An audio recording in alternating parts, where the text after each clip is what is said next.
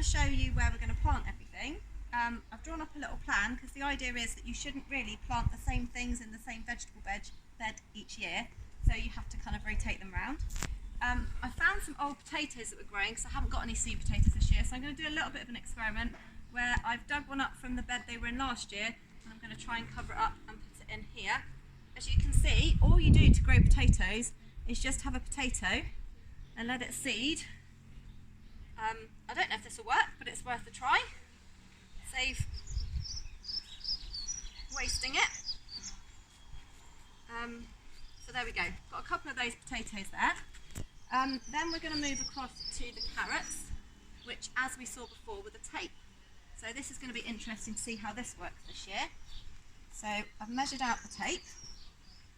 Before you plant out any seeds, you need to just put a little bit of damp water onto the soil to give it that bit of a start. So let's just plant that carrot tape in, cover it over.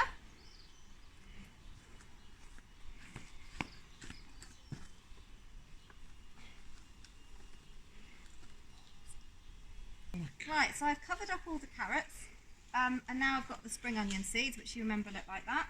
The reason I've gone for the one glove look is so that I can sprinkle the seeds. Now this is the tricky bit, because you have to kind of sprinkle them in, and they're black, so you can't actually see where exactly they are going. And you have to try and spread them out so they're not going to be all on top of each other. So again, just going to sprinkle them in as well as I can. Find which cross I need to be taller. And then with my other glove, cover those over. And that's the spring onions. I've got 2 rows, so I'll do the other row and then I'll show you what to do with the spinach. Right, so we've done the 2 rows of spring onions, and now we're moving on to the spinach, which looks like that.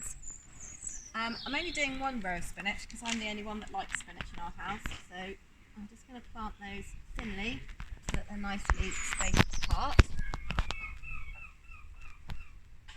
Go this way.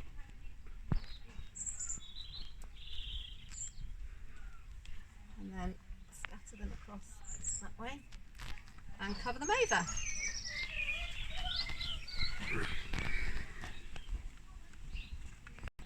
So we're now going to do the radishes. Again, they need to be sprinkled as well as possible apart from each other. This time the radishes don't need to be so deeply sprinkled into the soil, and because they're popular in our house, I'm going to do 2 rows of these.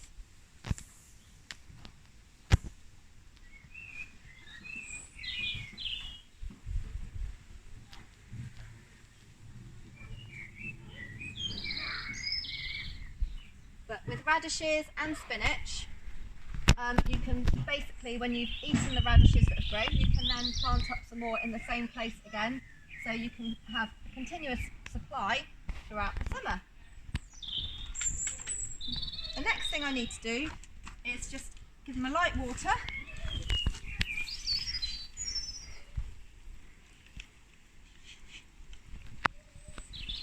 And then we'll move on to the mange 2.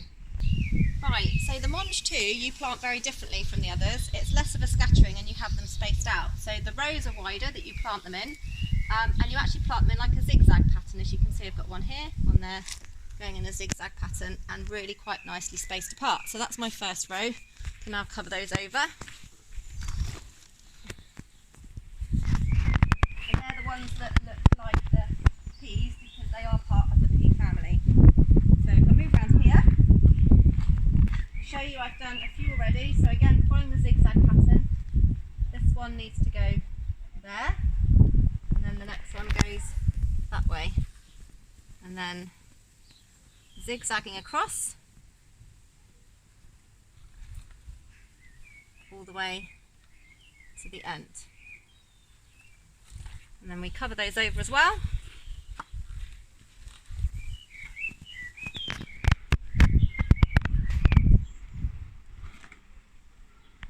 Give them a good water.